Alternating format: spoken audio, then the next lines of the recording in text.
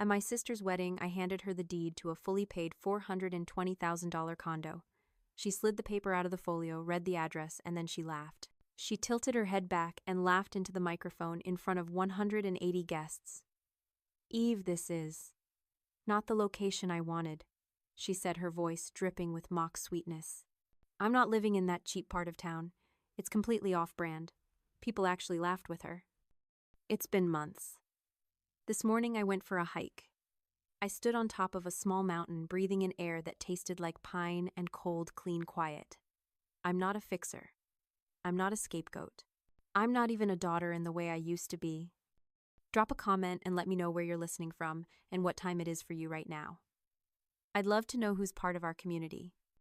You have to understand the smile. It wasn't the smile of a woman who was hurt or embarrassed.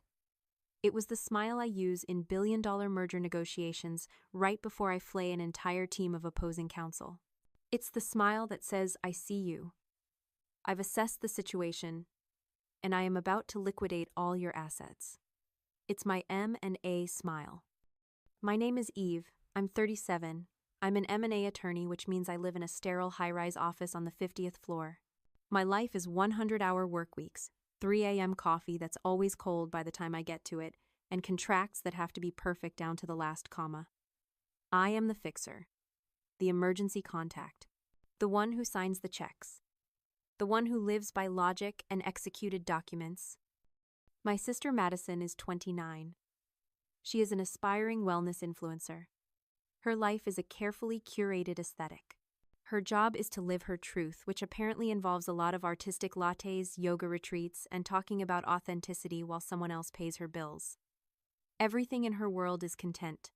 My parents call her sensitive and creative. What they mean is that the rules don't apply to her. I sat back down in my chair. The scrape of the legs on the hardwood floor sounded obscenely loud in the silence that followed the laughter. And the brutal, cold humor of it all just settled on me. I had analyzed every part of that condo, the foundation, the safety, the financials, the investment value. I gave her stability. I gave her a house. And she had just rejected it because it didn't have the right aesthetic for filming her content. The switch hadn't just clicked. It was locked, loaded, and the safety was off. Here's what those 180 laughing guests didn't know. Here's what the groom Joshua, who was staring intently at his shoes, didn't seem to know. I wasn't just her sister. I was her unwilling and apparently uncredited angel investor. For the last 5 years, I had been the sole financier of the Madison brand. The evidence: I keep receipts. It's what I do. Evidence A. The luxury high-rise apartment she lived in. $3,500 a month. I set up the recurring transfer 3 years ago labeled temp support, because she needed a good backdrop for her videos. Evidence B. The Tesla Model X she drove here tonight. She'd called me crying, saying she couldn't build a sustainability-focused brand while driving a 4-year-old sedan. It was bad for her image. I paid the down payment and the loan is in my name because her credit was and is non-existent. Evidence C. The miscellaneous. The $5,000 business coaching seminars, the professional photo shoots, the wellness retreats to Costa Rica that were vital for content creation. I paid for all of it. You're probably wondering why. Why would I let it go on for so long? It's simple. I was trapped. My mother Jessica had built the perfect psychological prison for me. It was a trap she'd been setting since we were children. Over countless family dinners, she would pat my hand and say, "Eve, you're just so responsible. You're the strong one." And then she'd turn to Madison Sy and say, "And you, Maddie, you're the creative one. So sensitive." It sounds harmless, doesn't it? But it wasn't. It was conditioning. My responsibility became a life sentence.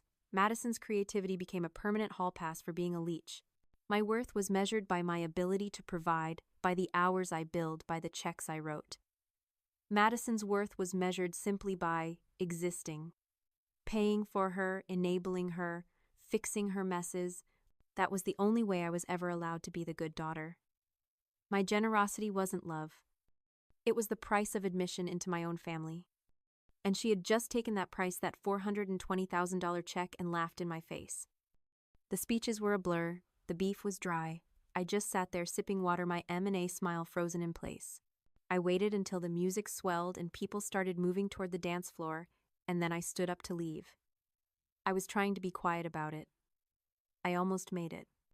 Eve. I turned. Madison was standing by the donut wall, a ring of frosting on her wrist. She wasn't sad. She wasn't embarrassed. She was furious. "What was that?" she said, her voice a low hiss. "Were you trying to embarrass me? At my own wedding?" I just looked at her. "It was a gift, Madison." "A gift, Eve, that neighborhood is a dump. It's off-brand. Did you even think about my brand, my clients, Joshua's clients? There isn't even good natural light for filming in those units." I checked the listings. She checked the listings. She knew what it was, and she decided it wasn't good enough. "I can't believe you would do that," she continued, her voice rising. "You're just jealous. You have your boring office and your boring life, and you wanted to ruin my day by making it about you." "Madison, dear, lower your voice." Our mother Jessica glided up, all pearls and practiced smiles. She put a hand on my arm, her nails digging in just slightly. "Eve, darling, don't be so rigid," she said, her voice, that sweet, syrupy poison I'd known my whole life. "You know how Madison is. She's a creative. She just means, well, you can just sell it and help them with a down payment on something nicer." I looked from my mother's smiling face to my sister's angry one. I tried to pull my arm away. "I'm not being rigid, Mom. I'm leaving." Jessica's smile didn't waver, but her grip tightened until it hurt. The sweetness vanished from her voice. "You will not." She hissed, her face close to mine. Her smile still locked on for any guest who might glance over. "Listen to me, Eve," she whispered the words, sharp and fast. "We all have our roles. This is not the night to be dramatic. You are the strong one. You are the responsible one. Your sister. She needs this for her business. She needs a good start. Your father and I, we can't. You know we can't. Don't be selfish just because your feelings are hurt. Don't be selfish because your feelings are hurt." That was it. That was the line. The justification for decades of financial vampirism. I wasn't a person. I wasn't a daughter or a sister. I was a role. I was the strong one. I was the family bank, and my only job was to be open, no questions asked. I looked at my mother's perfectly made-up, desperate face, and I finally understood. She wasn't just enabling Madison. She was the architect of the entire system. "Roles," I repeated, my voice flat. And in that moment, the last bit of me that felt guilty, the last piece of provider's guilt, just dissolved. I looked at my mother, Jessica. Really looked at her. Not as my mother, but as the senior partner in this fraudulent family enterprise. The architect. My M&A smile was gone. This was just my face. I turned back to Madison. My voice was quiet, flat, and had all the warmth of a subpoena. "Madison. The keys to the Tesla. Now." She blinked, the anger on her face, faltering, replaced by confusion. "What? Stop it, Eve. You're being dramatic. It's my wedding." "The keys," I said. "It wasn't a request. The loan is in my name. The insurance is in my name. The registration is in my name. It is my car. I'll arrange for a flatbed to pick it up on Monday, but for tonight I want the keys." "Eve." My mother's voice was a sharp crack. "You will not do this. You will not embarrass this family." That was the line.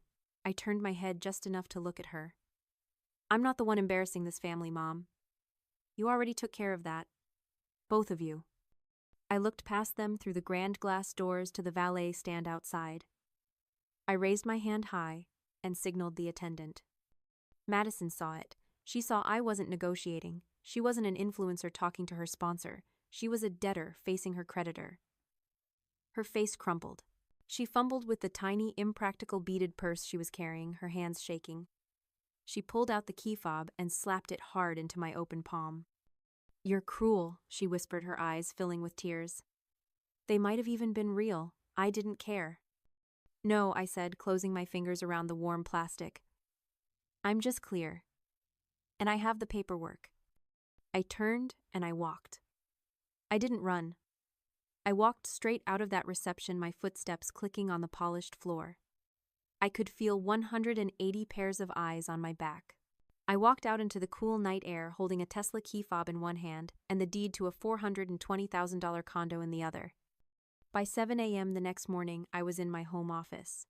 I was on my third cup of coffee. It was scalding hot. It was the best coffee I'd ever had. My M&A brain was fully engaged. This was no longer a family drama. This was a divestiture. I was methodically separating a toxic non-performing asset from my portfolio. I had already built the 4-step exit plan. Step 1, 7:01 a.m., I emailed my attorney. The subject line was repayment agreement by Madison. I attached the very detailed spreadsheet I'd been keeping for years. The Tesla loan, the insurance, the seminars. I asked him to draft a formal demand letter for repayment. Step 2, 7:03 a.m., I logged into my bank. I found the recurring automatic transfer, $3,500. Labeled temp support. I clicked cancel. A small, deeply satisfying pop-up window appeared. Are you sure you want to cancel this recurring payment? I clicked yes. Step 3, 7:05 a.m., I was on the phone with my insurance broker. I removed Madison as a listed driver from my policy. I removed the Tesla pending its sale. Step 4, 7 to 10 a.m., the final firewall. I went through every account I had: Netflix, Amazon, the alarm code for my building, my phone plan. Every shared password, every point of access, I changed it. The purge was complete. I sat back, took another sip of my coffee. It was still hot. It tasted like freedom. I need to rewind just for a moment. Because what I did at 7 a.m. wasn't done in anger. It was done with evidence. When I got home from the wedding just after midnight, I was exhausted. Not just tired, but hollow. I stepped into my apartment and the silence was deafening. I took a shower standing under the scalding water for a long time, trying to wash off the smell of buttercream frosting champagne and my sister's particular brand of betrayal. When I stepped out toweling my hair, I saw it. A plain white envelope, slipped under my apartment door. No return address. Just my name, Eve, scrawled on the front in a handwriting I almost recognized. I opened it. Inside there was a single handwritten note and a few folded sheets of paper, clearly printouts. The note was from Joshua, the groom. Eve, it said. This is from me, not Madison. I didn't know. I swear to God, I didn't know about the rent, the car, any of it. She told me you just helped out. I found this in her phone drafts while she was in the shower. I'm so sorry for tonight. I don't know what to do. I put his note down and unfolded the printouts. My blood went cold.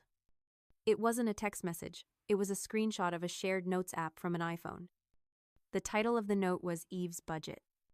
And the shared with icon at the top? It wasn't just Madison. The other collaborator, the co-author of this list, was our mother Jessica. It was a list. Not of things I had already paid for. It was a list of future demands. It was a business plan. Q4 brand investment. Ask Eve by October, $15,000. G-Wagon upgrade trade in Tesla Eve covers difference. Est, $30,000. Down payment for the real house post-sale of cheap condo, $75,000. My hands started to shake. But it wasn't sadness. It wasn't even hurt. It was a rage so cold and so pure. It was almost peaceful. This wasn't just casual toxic entitlement. This was premeditated. This was a long-term financial strategy. This was a conspiracy. My mother wasn't just an enabler. She was the co-architect. She wasn't smoothing things over. She was managing her asset. And that asset was me. I laid the papers on my clean kitchen counter. All the guilt I'd ever felt, the provider's guilt, the don't be selfish, conditioning, it all just evaporated. I wasn't leaving a family. I was exiting a fraudulent partnership. That's when I went to bed. I slept for 6 straight hours. And when I woke up at 7 a.m., I wasn't emotional. I was a lawyer executing a contract. A contract I was finally decisively canceling. By 8 a.m., my phone was a wildfire. The family group chat, a place I usually kept muted, was exploding. First, Madison, are you serious? You canceled my rent. Our honeymoon is tomorrow. You're trying to ruin my life. Then an Aunt Eve, your mother is beside herself. How could you be so cruel after everything she's done for you? More from Madison, you stole my car. I'm calling the police. I looked at the messages piling up this digital tidal wave of manufactured hysteria. I didn't reply. I didn't defend myself. I just opened my photos, selected the screenshot of the Eve's budget shared, note the one with both Madison's and Jessica's names at the top, and I posted it in the group chat. With no comment, the chaos stopped. Instantly. It was as if I'd sucked all the air out of the room. Just dead silence. 5 minutes later, my office landline rang. Not my personal cell. My direct office line, the one reserved for clients and senior partners. A power move. I picked it up. Eve speaking. What did you do? It wasn't a question. It was a shriek. Jessica, my mother. She wasn't crying. She was rabid. I leaned back in my chair. Good morning, Mom. I'm just balancing the books. Balancing the... You've humiliated us. You've ruined your sister, that car. The rent. All those texts from your aunt. You've created a spectacle. I didn't create anything, I said, my voice as calm as the morning. I just stopped paying for the production. Her breath hitched. The rage instantly evaporated, replaced by the tactic I knew was coming, the tears. Eve. Baby, please. We're family. You can't do this to your sister. She's creative. You know how she is. You wouldn't do this to me. I waited until she was finished. I saw the note, Mom. Silence. Not the digital silence of the group chat. This was a heavy, suffocating silence on the other end of the phone. The Eve's budget note, I continued, my voice still quiet. The one you and Madison share. The G-Wagon. The $75,000 for the real house. The Q4 brand investment. I heard a sound. A small, strangled gasp. M&A lawyers go bankrupt all the time, Mom. You know why. They let emotion cloud their judgment. They let a bad deal sink the whole company because they're too attached. I won't be one of them. I'm not going to be my family's bad deal. Eve, wait. Her voice was a desperate whisper. I have to go, I said. I have a call with Tokyo. Good luck with your Q4 investment. I hung up the phone. I didn't slam it. I just pressed the end call button. The small, quiet click was the most satisfying sound I'd ever heard. It's been a month. The family group chat is still silent. I assume they've started a new one without me. That's fine. The $420,000 condo, I never sold it. I rented it out. One of the partners at my firm has a daughter who's a surgical resident at the nearby hospital. She and her partner were desperate for a safe, quiet place they could afford. I gave it to them for well below the market rate. They send me photos from the balcony, pictures of the sunset.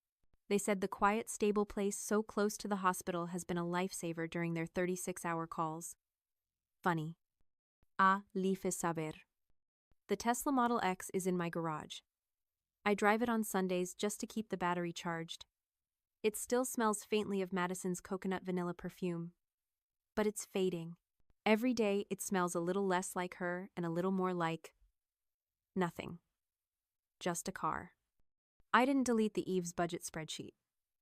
I'm a lawyer after all. We never delete the evidence. I just retitled the file Lessons Learned and archived it. It's Sunday morning, 7 a.m. I'm not on a conference call. My phone isn't buzzing with texts from Madison needing a deposit for a flower wall. I'm on my own balcony overlooking the city. It's quiet. I'm holding a mug of coffee. I take a sip. And for the first time in as long as I can remember, it's still hot. I close my eyes. I can feel the sun on my face. And the strange light feeling of a burden I'd been carrying for so long, a weight I didn't even know I was holding, it was just gone. This story is about finding your breaking point. It's about finally understanding that no is a complete sentence. If you have ever, even for a second, felt like the responsible one in the room, the one who's just expected to hold it all together, share this story. You never know who needs to be given permission to finally put the burden down and take their own life back.